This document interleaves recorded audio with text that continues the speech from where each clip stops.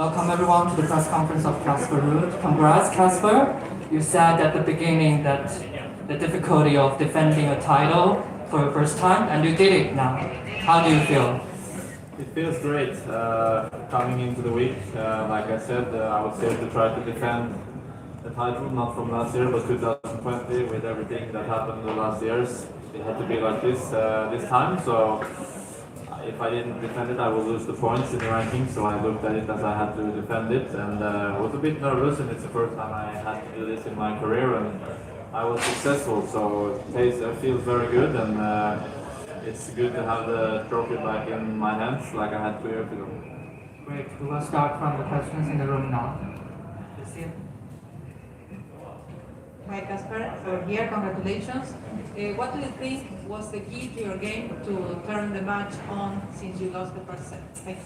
Well, I think in a match things change and goes back and forth a lot, and even though I lost the first set, I had chances, I had break points and I had a set point, and it was a bit unlucky because I broke the string in the set point, so I had the margins a little bit against me, I think maybe in the first set, and then things can change when you just get one break, you calm down a little bit, you gain confidence in the game, and it's tough for the opponent to come back from a breakdown. So everything seemed to get not easier, but going my way after I broke him one time in the second set, and I just tried to build further on it. I don't think I changed too much, but I was maybe doing a little bit less mistakes, and in the important points I was able to win them.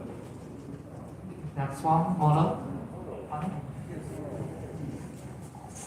Bueno, here, congratulations y el winners está Maxi. Bueno, ¿qué te parece la organización general de todo el torneo, comparando con otros torneos en el mundo? ¿Cómo vives aquí en el torneo mismo, las comodidades, todo eso? Y después, ¿qué pasó en la primera parte del partido donde vos cometiste algunos errores? Te da la impresión de que hubieses tenido un golpe de calor y después cuando reaccionaste estableciste la diferencia, ¿no? Jugando con gran solvencia. First question, how do you feel in Argentina? How did you feel this time with the organization and everything, all the staff? And regarding the match, you started the match with making a few mistakes. Maybe you felt a bit hot today, but then well, you overcame that and make a difference. No, I think I feel very good in Argentina. I mean, here in Buenos Aires, I'm enjoying the time, and I always find this week was a bit up and down, the weather, but the weather is usually nice, and the food is good here, and I enjoy my time. We are well taken care of by the organization, so everything is good here, and of course I hope I will come back for many more years. And during the match, I think I started quite good and had some break points early, and then, like you said, I maybe made some errors here and there that I wish I didn't, but that's tennis. You will face tougher moments, and you will always find yourself doing mistakes that you don't want to do pretty much every single match. So this you just have to accept and keep on going, and luckily things turned around a little bit for me in the second set, and I was able to cut down on the mistakes and be able to win. No, la verdad que me siento muy cómodo acá, la gente me trata muy bien y me gusta el clima, me gusta la comida, la verdad que disfruto mucho jugar acá y espero volver muchas veces en los próximos años. Respecto del partido, bueno, tuve varios breakpoints al principio del partido y es cierto, cometí algunos errores, pero por suerte luego ya a partir del segundo set pude corregir. Son situaciones que uno tiene que enfrentar en el medio de un partido y por suerte pude disminuir mi cantidad de errores y eso hizo que pudiera finalmente imponerme en el juego. Arthur? Here, Casper, congratulations for the title here in Buenos Aires. Do you think that you are one of the best players actually?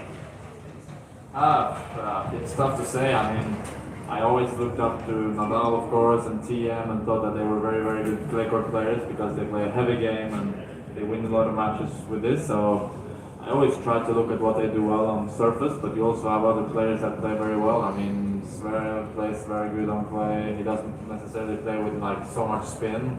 Tsitsipas plays also very well on clay, and he doesn't play similar to TM or Rafa, but you can play many different styles on clay, but I think my game suits the clay well, and if you look at the last year's results, I think I've been able to win many matches, which is good for my confidence, and hopefully for the next years it can keep going like this, and also in the bigger tournaments, in the Grand Slams especially, where I haven't been able to do as good as I hoped before.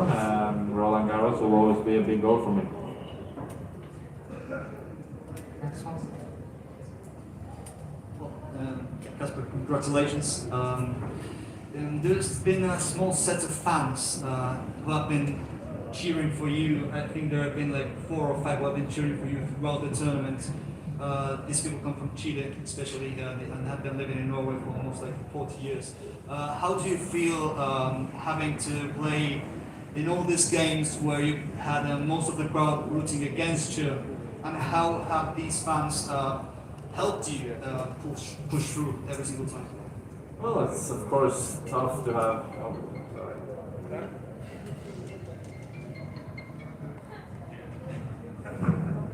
It's good to have, it's usually tough to have the crowd against you, but I mean, it's normal when you come to South America. You feel that the people are very passionate for sport and of course for their own players. It's normal and it's completely fine. This is how it's supposed to be. I think it's good. If you're from Argentina playing here, you will enjoy it so much, I can imagine. And for me, it's been 3 matches in a row where I had to play against it. So it was, of course, some tough moments, but I was able to just not think too much about it and just focus on the game, and I guess let the tennis do the talk. Great. Welcome to. Bueno, felicitaciones, Casper. Simplemente por curiosidad, ¿quién te llama por teléfono?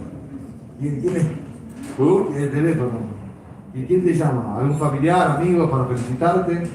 It's actually one last year in Turin in the ATP finals. We had a lifeguard who from the tournament that followed us, so he called me now. So I guess he wants to say congratulations.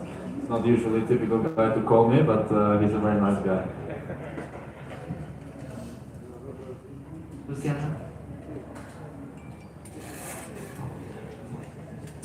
Hi, Casper.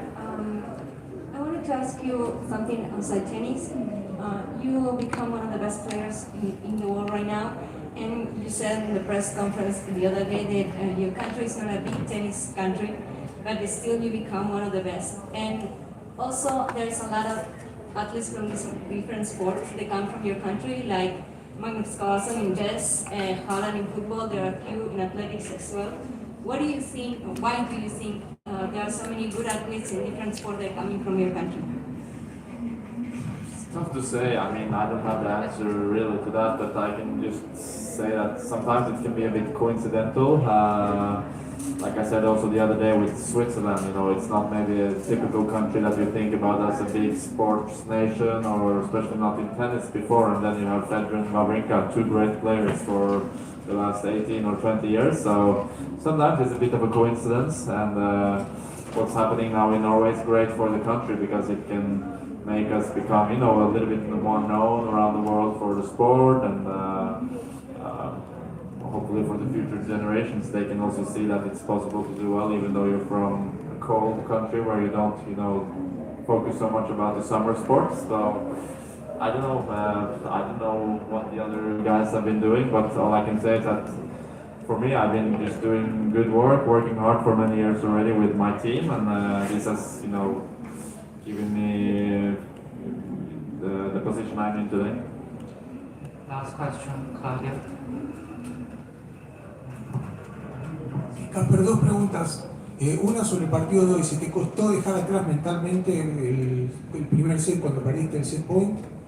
Y otra, si puedes comparar tu nivel, tu rendimiento con el anterior Argentina Open que ganaste en el 2020. First question is if it was hard for you to overcome the first set, and then have, if it's possible to compare both titles. Yeah, it was difficult because I had one set point and then good rally and then I broke the string, so it was a stupid choice by me not to change the racket, but I didn't think it would break, so this is not what happens usually in a tennis match because usually we change the strings before, so it was a different situation, but then I was not able to win the set after, and that was difficult, but I just tried to fight and stay in there. The match can turn around quickly, and I think this title this year tastes just as good as the first one, and it's so fun to be able to defend the title. It's a great feeling. It's something that, you know, it's not easy to do, and this year I was able to do it on my first try. Great, thank you everyone. Let's give another round of applause to Casper.